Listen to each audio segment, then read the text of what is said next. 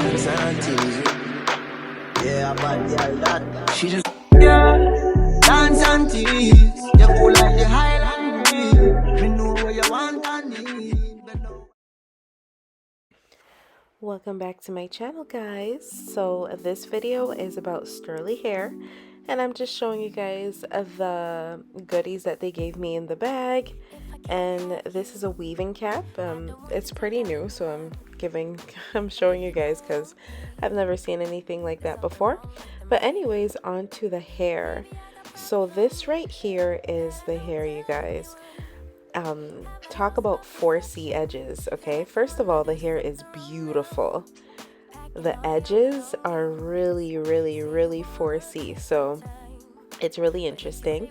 So inside there's a band to adjust it to the size of your head, which I absolutely love, and I'm trying it on right out the bag so you guys can see. So as you guys can see, when I put it on, I was like, okay, well, this is definitely some 4C edges. But don't worry, we're gonna work through it. As you guys can see, it definitely is very coarse edges, but we're going to customize this. So I'm going to take my bronzer and my flat brush, and I'm going to tint the lace with this. And just a word of advice, we're going to be using a bronzer a lot in this video.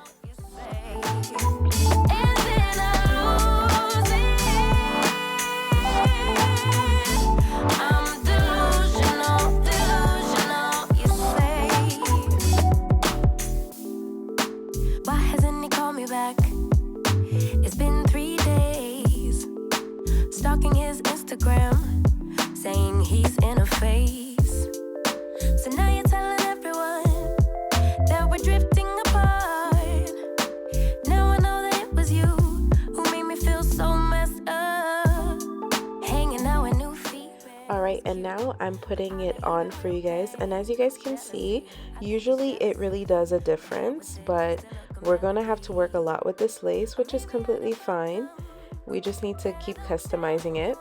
And now I'm cutting the lace, and as you can tell, I'm cutting it down in an up and down motion as usual. And the reason why I do that is because if you cut it just in a straight line, it's not going to melt properly with your forehead.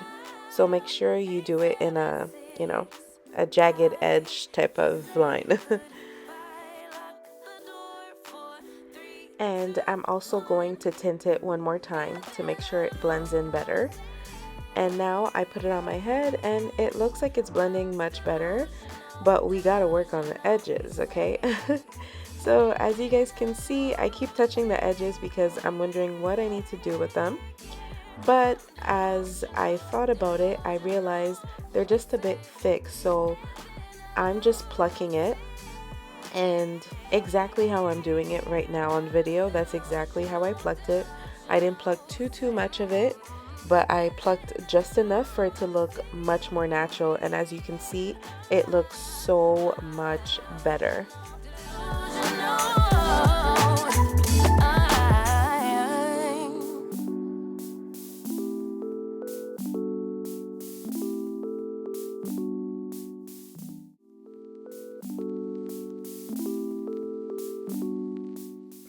And I'm going to tint it again, and I'm placing it on my head, and I'm loving it, you guys. This is absolutely gorgeous. Okay, you can tell that the edges are coarse and everything, but it's perfect. It's giving I got a perm, but you know, I sweated out my edges a bit. But yeah, so I put my heat protecting gel, well, my serum actually, because I'm going to put the hot comb, and I'm doing a side part. Why'd you have to take everything now? Baby, are you lying? Have you met someone? Tell me now.